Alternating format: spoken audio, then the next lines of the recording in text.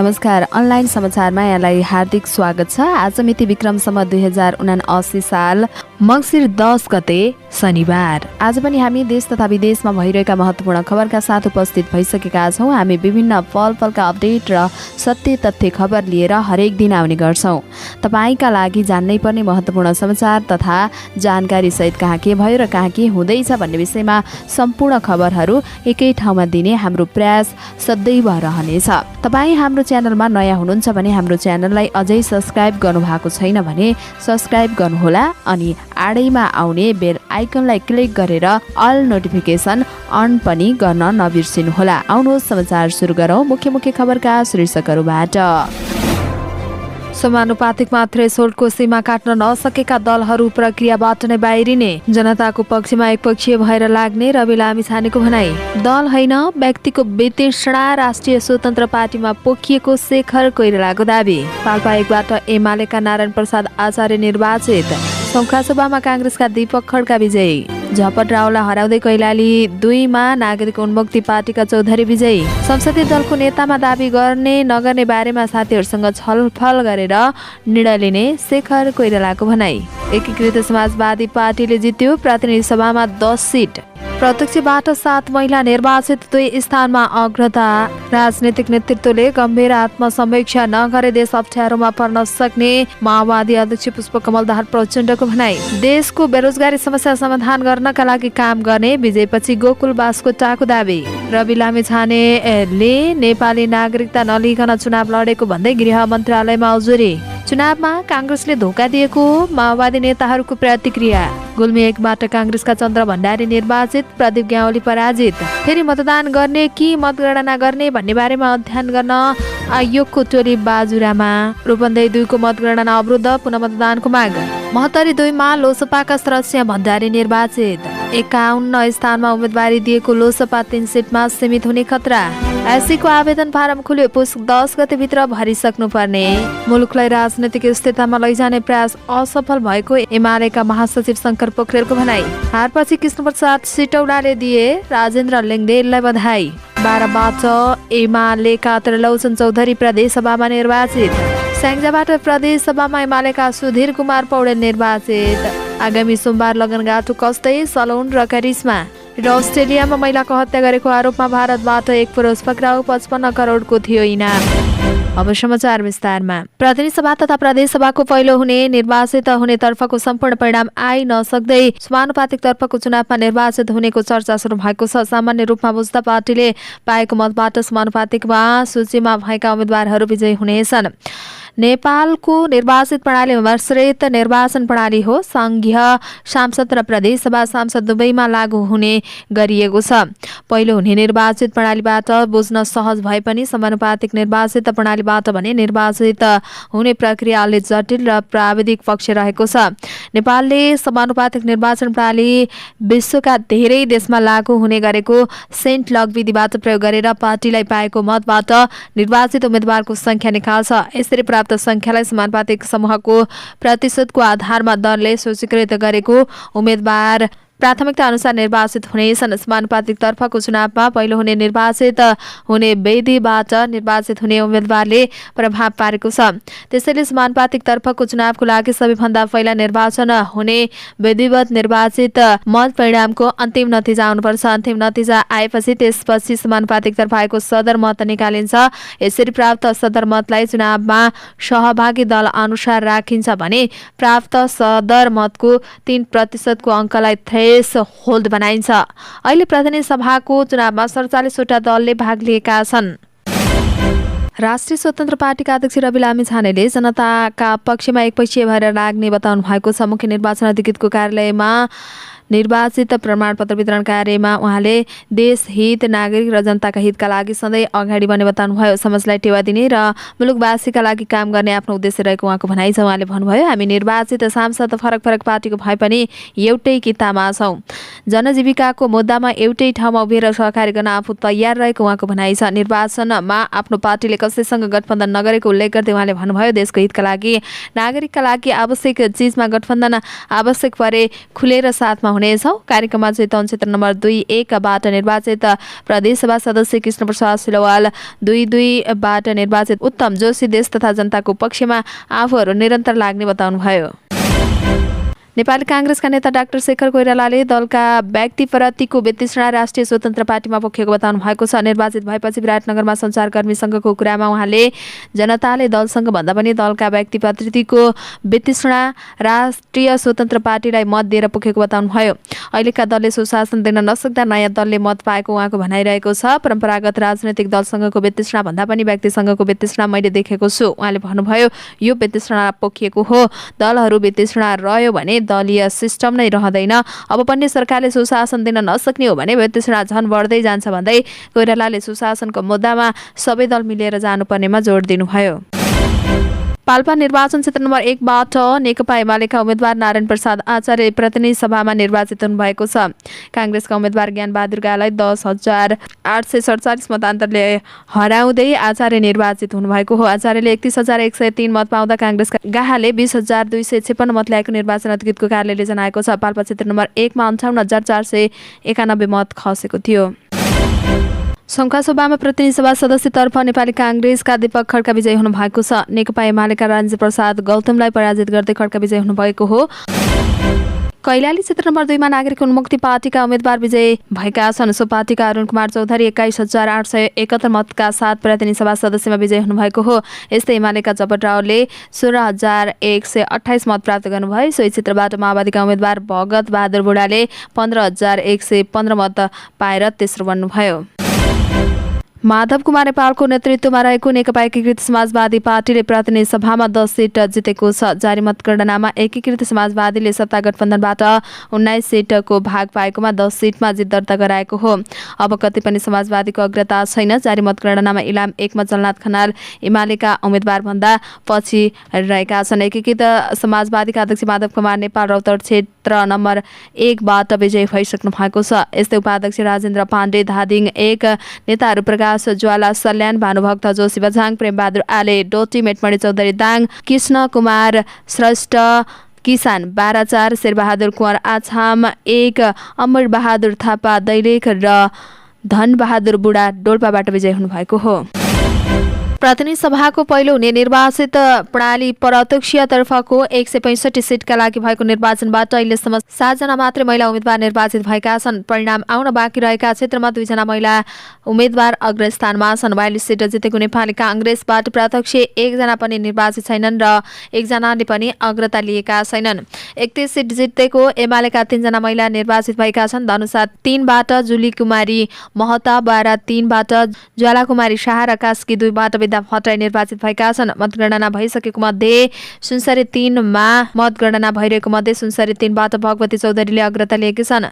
13 seat जितेको माओवादी केन्द्रबाट दाङ 2बाट निर्वाचित रेखा शर्मा मात्रै महिला हुन्। मतगणना चलिरहँदा 6 सिटमा अग्रता लिएको माओवादी बाँकी सिटमा महिला उम्मेद्वार छैनन्। 10 सिट जितेको एकीकृत समाजवादीमा सबै पुरुष निर्वाचित भए। 8 सिट जितेको राष्ट्रिय स्वतन्त्र पार्टी काठमाडौँ 2बाट सविता गौतम र ललितपुर 3बाट तोसीमा कार्की गरी 2 महिला निर्वाचित भए। मतगणना भइरहेको क्षेत्रमा सुनसरी 1का राष्ट्रिय स्वतन्त्र पार्टीकी गोमा तामाङले अग्रता लिएकी छन्। राप्रपामा निर्वाचित 5 जना र अग्रता लिएका 2 गरी 7 वटै क्षेत्रमा पुरुष उम्मेद्वार रहेका छन्। जनता समाजवादी पार्टीले जितेको 3 र अग्रता लिएको 3 स्थानमा सबै पुरुष छन्। लोकतान्त्रिक समाजवादी पार्टीले जितेको 3 स्थानमा पनि पुरुष उम्मेद्वार रहेका छन्। नागरिक उन्मुक्ति पार्टी निर्वाचित 2 र अग्रता लिएका 3 जनामा कैलाली 1बाट रञ्जिता श्रेष्ठ निर्वाचित छन्। नेकपा माओवादी केन्द्रका अध्यक्ष तथा गोर्खा 2बाट प्रतिनिधि सभा सदस्यका विजयी उम्मेद्वार पुष्पकमल दाहाल प्रचण्डले निर्वाचनका क्रममा एजेन्डा नभएका आवेगमा देशलाई र भवावेशमा मानिसलाई भ्रमित पार्ने संकेत देखा परेको बताउनु भएको छ। शुक्रबार गोर्खामा आयोजित धन्यवाद ज्ञापन समारोहलाई सम्बोधन गर्दै दाहालले यो परिस्थितिको राजनैतिक दल र नेताहरूले एकचोटि आफैतिर फर्केर सोच्नुपर्ने अवस्था आइलागेको बताउनु भयो। यो निर्वाचनका क्रममा विचार सिद्धान्त मुद्दा एजेन्डा जे भनिन्छ एजेन्डा होइन, एउटा आवेगमा देशलाई भवावेशमा मानिसलाई कहीँ कतै भ्रमित पार्ने सङ्केत देखा परेको छ उहाँले भन्नुभयो। संविधानले व्यवस्था गरेको लोकतान्त्रिक प्रतिनिधित्व तथा सिंहदरबारको अधिकार प्रदेश तथा स्थानीय तहमा पुगेका कुराहरूलाई उल्टाउने कतै न कतैबाट चेष्टा भइरहेको दाहालको आरोप छ। कसैलाई दोष र आलोचना त आरोपतिर जाँदै छैन, यो हाम्रो लागि चुनौती हो। उहाँले भन्नुभयो राजनीतिक परिवर्तन र जनताको अधिकारका लागि तथा नेपाल सार्वभौम सत्ता नागरिक बनाउनका लडेका ती दलहरूको चुनौती हो। यो परिस्थितिले विचार र सिद्धान्तको अवमूल्य हुने खतरा देखा परेको उहाँले बताउनुभयो। मूल्य मान्यता र राजनैतिक एजेन्डा अवमूल्यन हुने खतरा देखा परेर राजनीतिक नेतृत्वले सोच्नुपर्ने अवस्था आइलागेको छ उहाँको भनाइरहेको छ। नेपाली जनताको अधिकारको सुरक्षाका लागि अन्तिम समयसम्म पनि प्रयास गर्ने र सङ्घर्ष गर्ने दाहालको भनाइ छ। काभ्रे 2बाट प्रतिनिधि सभा सदस्य निर्वाचित भएका नेकपा एमालेका उम्मेद्वार गोकुल बास्कोटाले देशको बेरोजगारीलाई हटाउन पहल गर्ने बताउनु भएको छ। विजय भएपछि उहाँले सञ्चारकर्मीसँग कुरा गर्दै यस्तो प्रतिक्रिया जनाउनु भएको हो। नेपालमा जुन हिसाबले बेरोजगारको समस्या बढिरहेको छ त्यसलाई समाधान गरेर आम युवाहरूलाई राष्ट्र निर्माण राष्ट्रिय उत्पादकत्व वृद्धिमा योगदान गर्नतर्फ कोसिस गर्नेछौँ। हाम्रो मूल्य मान्यता राष्ट्रिय एकतालाई उचाइको रूपमा लाने र अभिभावक काँधमा आएको छ उहाँको भनाइ छ। उहाँले सबै मतदाता र प्रतिस्पर्धी गर्ने उम्मेद्वारहरूलाई धन्यवाद प्रकट गर्नुभयो। अनेकौं घेराबन्दीमा पनि चुनावी मैदानमा उत्रिएको उहाँको भनाइ छ। पराजय पनि बेहोरेका छौँ, घेराबन्दी छिचोलेर आएका छौँ तर सबै ठाउँमा सकेनौँ। तैपनि गठबन्धनप्रति त म आपत्ति जनाउन सक्दिनँ उहाँको भनाइरहेको छ। उहाँले 70 करोड भ्रष्टाचारको आरोपको विषयमा यो सत्य तथ्य नभएको र जनताहरूले समेत जिताएर सत्य नभएको भनी फैसला गरेको बताउनुभयो।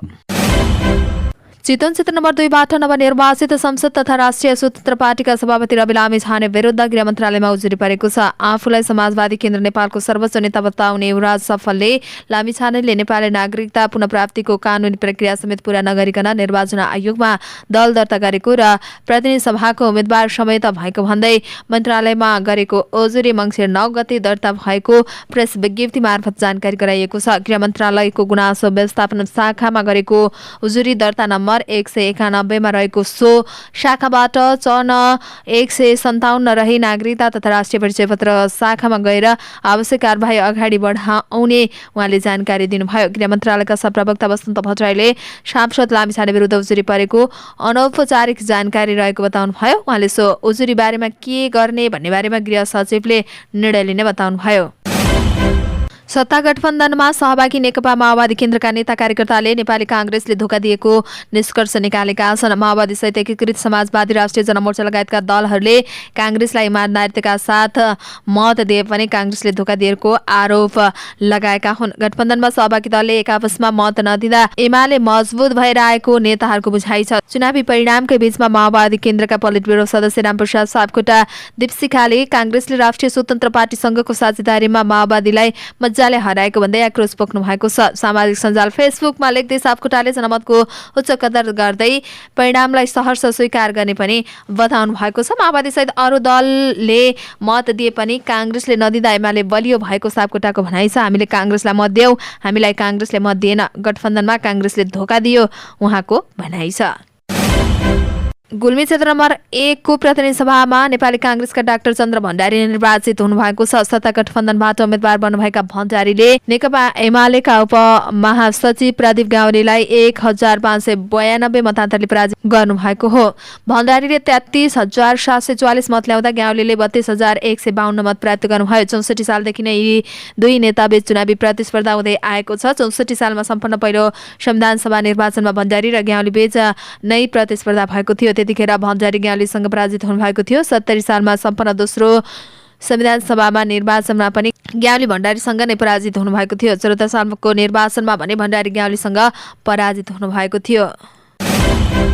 मङ्सिर 4 गते भएको चुनावमा एमाले र कांग्रेसले गरेको बुथ कब्जा र एकलौटी मतदान गरेको भन्दै मुख्य निर्वाचन अधिकृतको कार्यालय बाजुरामा परेको उजुरीपछि त्यहाँ मतगणना हुन सकेको छैन।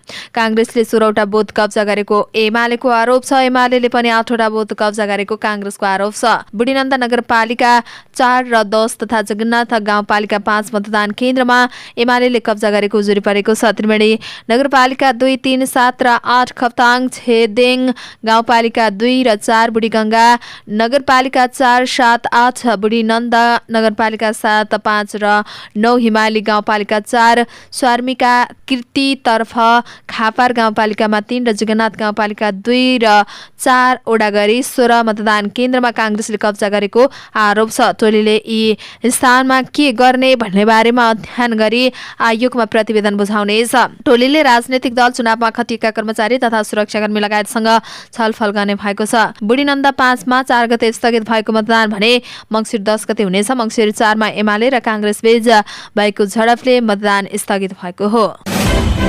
रूपन्देहीको प्रतिनिधि सभा निर्वाचनमा क्षेत्र नम्बर 2 को मतगणना अन्तिमतिर आइपुग्दा अवरुद्ध भएको छ। मुसुल्का रहेको मतपत्र भन्दा मतगणनामा बढी मतपत्र भेटिएको भन्दै सत्ता गठबन्धन राष्ट्रिय स्वतन्त्र पार्टीका प्रतिनिधिहरूले पुनः मतदानको माग गर्दै विरोध जनाएपछि मतगणना रोकिएको हो। मतपेटिकामा मुसुल्कामा भन्दा बढी 50 स्थान मतपत्र देखिएपछि एमाले इतर दलका प्रतिनिधिहरूले मतगणना अगाडि नै बन्न नदिएका हुन्। मुसुल्कामा लेखिएको मतपत्रको संख्यामा भन्दा केही फरक परेपछि महिला र पुरुषको मतपत्र भिडाउँदा मतपत्रको संख्या बढी नभएको निर्वाचन अधिकृत उदिर नेपालीले बताउनु भयो। 81,000 मत मध्ये 6,000 मत गन्न बाँकी छँदा मतगणना अवरुद्ध भएको छ। सत्ता गठबन्धनमा आबद्ध दल र राष्ट्रिय स्वतन्त्र पार्टीले पुनः मतदानको माग गर्दै निर्वाचन अधिकृतलाई ज्ञापन पत्र समेत बुझाएको छ।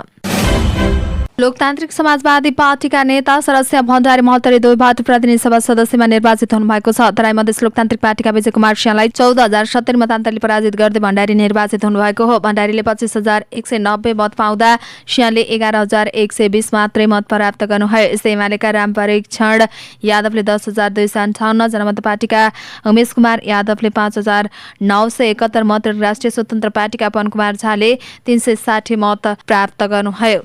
41 वर्षदेखि संसदीय राजनीतिको दौडमा रहेका भण्डारी 6 पटक चुनाव जित्न सफल हुनुभएको छ। 38 साल 43 मा राष्ट्रिय पञ्चायत सदस्य निर्वाचित भण्डारी 51 मा स्वतन्त्र उम्मेद्वारका रूपमा जित्नु भएको हो। 56 मा काङ्ग्रेस र 64 मा मधेसी जनाधिकार फोरमबाट महोत्तरी 4बाट उहाँ निर्वाचित हुनुभएको थियो। विभिन्न 51 सिटमा उम्मेदवारी दिएको लोकतान्त्रिक समाजवादी पार्टी लोसपा 3 सिटमा समेत हुने खतरा देखिएको छ। आइतबार सम्पन्न आम निर्वाचनको मतगणना जारी रहँदा लोसपाले 3 स्थानमा विजय हासिल गरेको छ। तर गणना भइसक्दा अन्य निर्वाचन क्षेत्र महोत्तरी 3 बाहेक अन्यमा लोसपा प्रतिस्पर्धामा देखिएको छैन। निर्वाचन आयोगका अनुसार महोत्तरी 2बाट शरद सिंह भण्डारी विजय भएका छन् भने सर्लाही 1बाट रामप्रसाद चौधरी विजय भएका छन्। यस्तै रूपन्देही 1बाट सर्वेन्द्रनाथ शुक्ला विजय हुँदा अन्य स्थानमा भने लोसपाले अग्रता लिन नसकेको हो। महोत्तरी 3 मा उम्मेद्वार लगाएका लोसपाका अध्यक्ष मन्त ठाकुर समेत पछाडि परेका छन्। उनलाई जसपाका हरिनारायण यादवले पछाडि पारेका हुन्। हरिनारायणको 12,411 मत रहेको छ भने ठाकुरीले 11,838 मत प्राप्त गरेका छन्। सत्ता गठबन्धनसँग तालमेल गर्दा लोसपाले 9 सिट भाग पाएको थियो। राष्ट्रिय परीक्षा बोर्डले माध्यमिक शिक्षा परीक्षा एससीको आवेदन फारम खुला गरेको छ। बोर्डको परीक्षा नियन्त्रण कार्यालय कक्षा 10 ले 79 सालको एससीको आवेदन फारम खुला गरेको हो। पुसको 10 गतेभित्र फारम भरिसक्नुपर्ने साधारण प्राविधिक धार सहित माध्यमिक तहको खुल्ला तथा वैकल्पिक विद्यालय अनौपचारिक प्रौढ विद्यालयमा अध्ययनरत विद्यार्थीहरूको लागि परीक्षा आवेदन खुला गरिएको हो। शैक्षिक सत्र 79 मा कक्षा 10 मा नियमित रूपमा अध्ययन गरिरहेका विद्यार्थीले पुस 10 गतेभित्र आवेदन फारम भरिसक्नुपर्ने बोर्डले जनाएको छ। बोर्डले आफ्ना सम्पूर्ण शिक्षा विकास निर्देशनालय, राष्ट्रिय परीक्षा बोर्ड प्रदेश तथा शाखा कार्यालय, शिक्षा विकास तथा समन्वय इकाइ, स्थानीय तहमा शिक्षा शाखा, विद्यालय तथा विद्यार्थीहरूलाई निर्धारित समयमा परीक्षा आवेदन फारम भराउन समन्वय गर्नका लागि निर्देशन समेत दिएको छ। नेकपा एमालेका महासचिव शङ्कर पोखरेलले मुलुकलाई राजनीतिक स्थायित्वमा लैजाने प्रयास असफल भएको प्रतिक्रिया दिनुभएको छ। दाङ प्रतिनिधि सभा निर्वाचन क्षेत्र नम्बर 2बाट पराजित भएपछि पोखरेलले शुक्रबार बिहान दाङको घोराईमा पत्रकार सम्मेलन गरेर उक्त प्रतिक्रिया दिनुभएको हो। मतदातालाई धन्यवाद दिने क्रममा पोखरेलले निर्वाचन नतिजाले देशमा थप अस्थिरताको सङ्केत गरेको बताउनुभयो।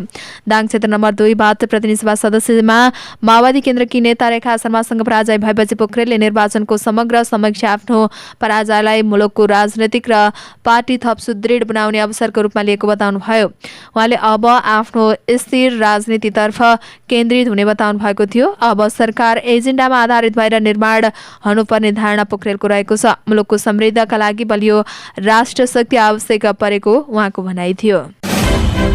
झापा 3बाट प्रतिनिधि सभा सदस्यमा पराजित नेपाली कांग्रेसका नेता कृष्णप्रसाद सिटौलाले यस क्षेत्रबाट निर्वाचित राप्रपाका अध्यक्ष राजेन्द्र लिङ्गदेललाई बधाई दिनुभएको छ। शुक्रबार फेसबुकमा स्टाटस लेख्दै उहाँले प्रदेश सभा सदस्यमा निर्वाचितहरूलाई बधाई दिनुभएको हो।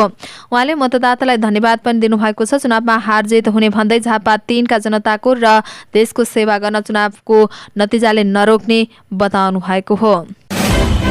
12 क्षेत्र नम्बर 1 को प्रदेश सभा 1बाट नेकपा एमालेका त्रिलोचकी प्रसाद चौधरी निर्वाचित हुनुभएको छ। एमाले जसपा गठबन्धनका उम्मेद्वार बन्नुभएका चौधरी 2258 मतान्तरले विजयी हुनुभएको हो। चौधरीले 16798 मत ल्याउँदा उहाँका निकटतम प्रतिद्वन्दी नेपाली कांग्रेसका रामेश प्रसाद दङ्गालले 14270 मत प्राप्त गर्नुभएको थियो। स्याङ्जाको 1 प्रदेश सभा 2बाट नेकपा एमालेका सुधीर कुमार पौडेल निर्वाचित हुनुभएको छ। सत्ता गठबन्धनका तर्फबाट कांग्रेसका उम्मेद्वार बुद्धिबहादुर राणा कुमारलाई पराजित गर्दै पौडेल निर्वाचित हुनुभएको हो।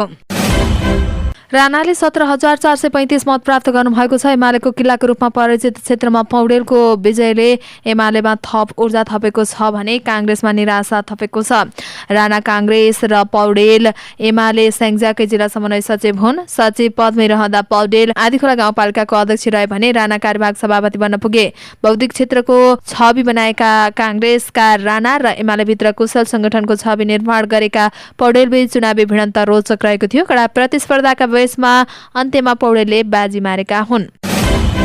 अभिनेता सलोन बस्नेतले प्रेमिका करिश्मा केशसँग विवाह गर्ने भएका छन्। सलोन र करिश्माको यही मङ्सिर 12 गते लगनगाँठो कस्न लागेको जनाइएको छ। विवाहका लागि दुवैतर्फबाट आफन्त र साथीभाइलाई निम्तो कार्ड पुगिसकेको छ। सलोनको विवाह समारोह शनिबारबाट सुरु हुने उनका बाबु सोभित बस्नेतले 31 वर्षीय सलोन र 24 वर्षीय करिश्माले 4 वर्ष अगाडि प्रेमलाई पारिवारिक सहमतिमा विवाह गर्न लागेको जनाइएको छ।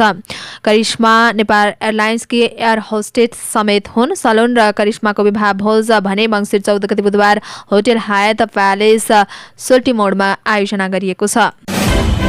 4 वर्ष अगाडि अस्ट्रेलियामा एक महिलाको हत्या गरेको आरोपमा भारतका एक व्यक्ति पक्राउ परेका छन्। ती व्यक्तिको नाम राजविदर सिंह हो। 24 वर्षीय टोया कोडिङलेको शव अक्टोबर 2018मा फेला परेको थियो। यसलाई निकै क्रूर हमला भनिएको थियो। यस महिनाको सुरुमा क्वीन्सल्यान्ड सरकारले आरोपीको जानकारी दिनेलाई 55 करोड भारतीय रुपैयाँ पुरस्कार तोकेको थियो। क्वीन्सल्यान्ड प्रहरीले आरोपितलाई भारतीय अधिकारीहरूले शुक्रबार दिल्लीबाट पक्राउ गरेको बताएको छ। उनको अस्ट्रेलिया सुपुर्दीका लागि छिट्टै सुनाई हुनेछ। अस्ट्रेलिया ल्याएपछि आरोपितमाथि फौजदारी मुद्दा चलाइनेछ। हवस् त दर्शक महानुभावहरू, आजका मुख्य समाचारहरू यति नै। हामीले प्रस्तुत गरेका विषयहरूप्रति तपाईँको धारणा के छ तल कमेन्ट बक्समा कमेन्ट उल्लेख गर्नुहोला। साथै तपाईँलाई लागेका कुनै पनि विषय उठाइदिए हुन्थ्यो जस्तो लाग्छ अथवा कुनै विषयमा समाचार दिन छुटाएका छौँ भने तपाईँ हामीलाई हाम्रो फेसबुक पेजमा गएर मेसेज पनि गर्न सक्नुहुनेछ अथवा तल कमेन्ट बक्समा कमेन्ट पनि गर्न सक्नुहुनेछ। तपाईँको कमेन्टले हामीलाई काम गर्नका लागि अझै ठुलो ऊर्जा दिनेछ। हाम्रो मेहनतको लागि एउटा यो भिडियोमा लाइक र कमेन्ट अवश्य गरिदिनुहोला। अनि च्यानललाई सब्स्क्राइब गर्नुभएको छैन भने पनि सब्स्क्राइब गरेर अल नोटिफिकेसन अन गर्न नछुटाउनुहोला। हामी पल पलका अपडेट लिएर फेरि आउने नै छौँ। त्यतिन्जेल तपाईँको हरेक पल शुभ रहोस्। नमस्कार।